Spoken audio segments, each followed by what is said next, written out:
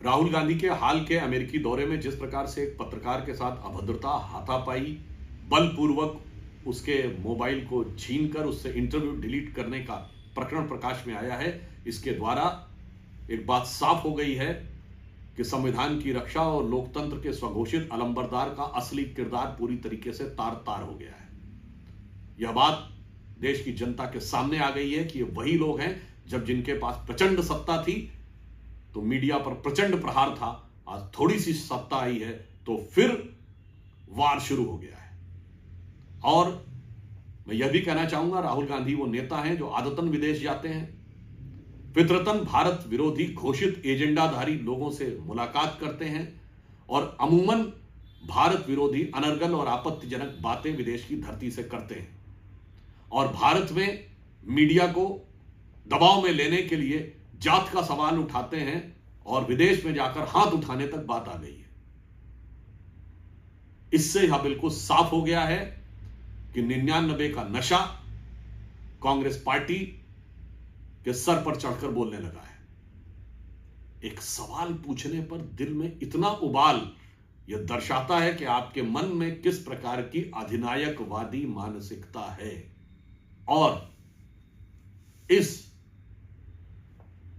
प्रकरण के लिए मैं विनम्रता से और दुख के साथ सिर्फ यह पूछना चाहूंगा कि एक सवाल पूछने पे आप इतना आक्रोशित हो गए, तो मीडिया की तरफ से सिर्फ एक लाइन कहना चाहूंगा राहुल गांधी से कि हम कहां अपने सारे सवालों का जवाब मांगते हैं, हम कहां अपने सारे सवालों का जवाब मांगते हैं। हम तो बस अपनी आंखों के हिस्से के चंद ख्वाब मांगते हैं और हम ही को दरिया पे जाने से रोकने वाले, यानी मुझे ही सवाल पूछने से रोकने वाले, हम ही को दरिया पे जाने से रोकने वाले, हम ही से सारे पानी का हिसाब मांगते हैं। और दूसरी बात यह कि कौन सा सवाल था जिसने आपके खून में इतना उबाल पैदा कर दिया कि बांग्लादेशी हिंदुओं के बारे में आप सवाल पूछेंगे क्या? ये वही कांग्रेस पार्टी और वही राहुल गांधी है जिनका हमास पे ट्वीट देख लीजिए, कांग्रेस पार्टी का फिलिस्तीन के पक्ष में रेजोल्यूशन देख लीजिए, इजराइल हमास संघर्ष पे सोनिया गांधी के आर्टिकल देख लीजिए।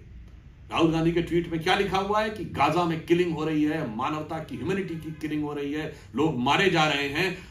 और उसी से केवल यह पूछ लेने पे कि क्या आप बांग्लादेशी हिंदुओं पे सवाल पूछेंगे, कंट्रोवर्शियल और मार शुरू हो गई, हाथापाई शुरू हो गई, फिजिकल मैन हैंडलिंग शुरू हो गई। यह दर्शाता है कि चंद सियासत की कट्टरपंथी वोटों की तिजारत के लिए ये दुखियारे हिंदुओं से कितनी हिकारत रखते हैं। और कांग्रेस के दिल में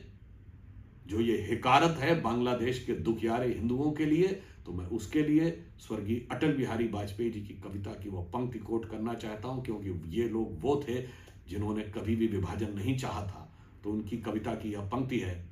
कि जिनके लाशों पर पग धरकर आजादी भारत में आई, वो अब तक हैं खाना बदोश गम की काली आंधी छाई। हिंदू के नाते उनका दुख कहने में तुम्हें लाज है आती, तो सीमा के उस पार चलो सभ्यता जहां कुचली जाती। तो सीमा के इस पार जो हिंदुओं पर अत्याचार हो रहा है